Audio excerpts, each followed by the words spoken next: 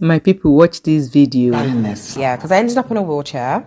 I was vomiting blood. I started bleeding. That was the last time I had a period. I chose a surrogate because I had a couple of miscarriages. Then we lost twins because we were pregnant with twins and we lost them. I felt inadequate as a woman. Yeah.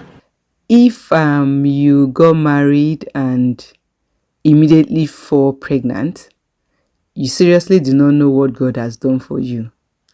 Like after your wedding night and then you got back, went to honeymoon, baby danced and zoom, you fall pregnant. Just kneel down and start thanking God because you don't know what God has done for you.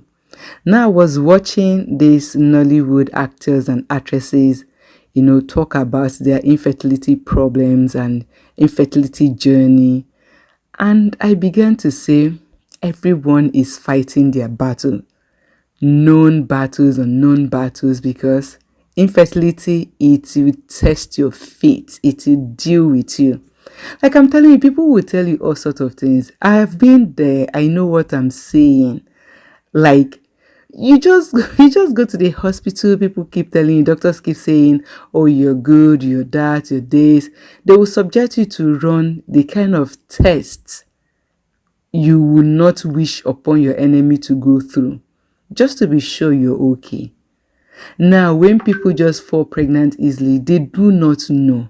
Just listen to what Inedo is saying. I chose a surrogate because I had a couple of miscarriages, and I just got tired. Look at what Bankyw is saying. My wife and I were struggling at that point to have a child. That was 2019. And then we lost twins because we were pregnant with twins and we lost them.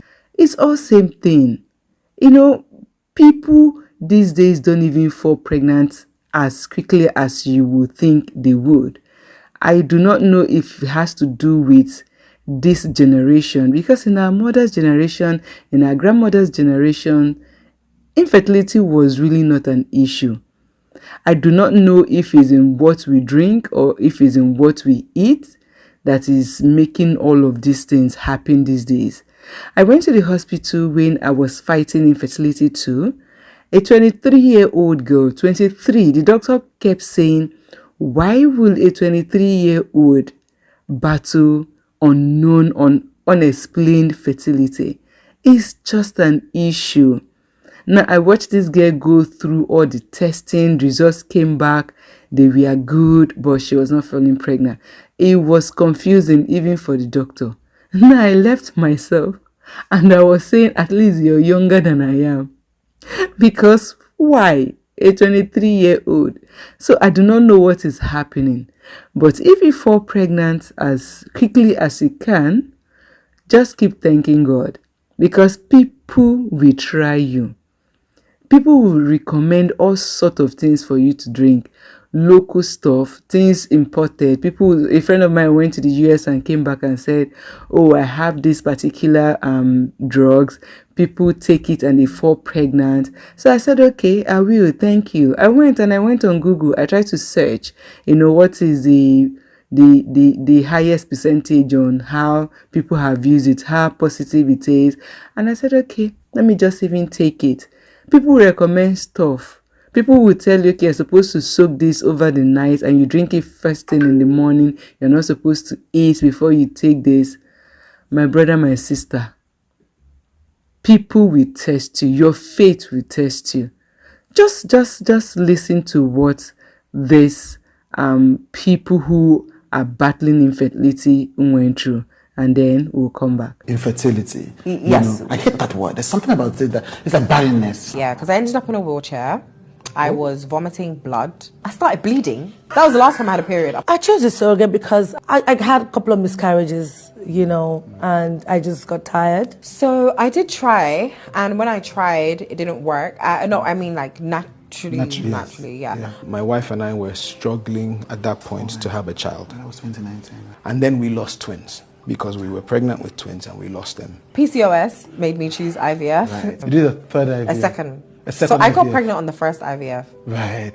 Cycle. Right. The second one failed. And I actually wanted to stand in front of a car and just let the car hit me. Not shame, inadequacy. Explain that. I felt inadequate as a woman. Yeah. I don't have a husband, so I'm like, I want a child for myself, whether I have a husband or not. She was like, it's negative. And I was like, oh, okay. Which, like, okay, but it's negative, like, how? Like, oh. So somebody said it's negative and you're still asking how.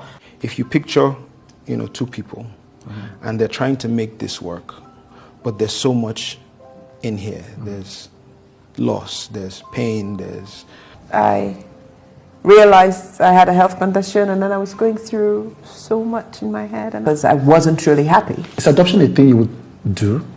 The biggest prayer is whoever it is that is going through this journey, God, who did it for me over and over again, would eventually do it for you. Just hang in there. Do not give up hope. I know it's difficult to say, but do not give up hope. Keep believing in God. Live your best life. When you're not expecting it, zoom.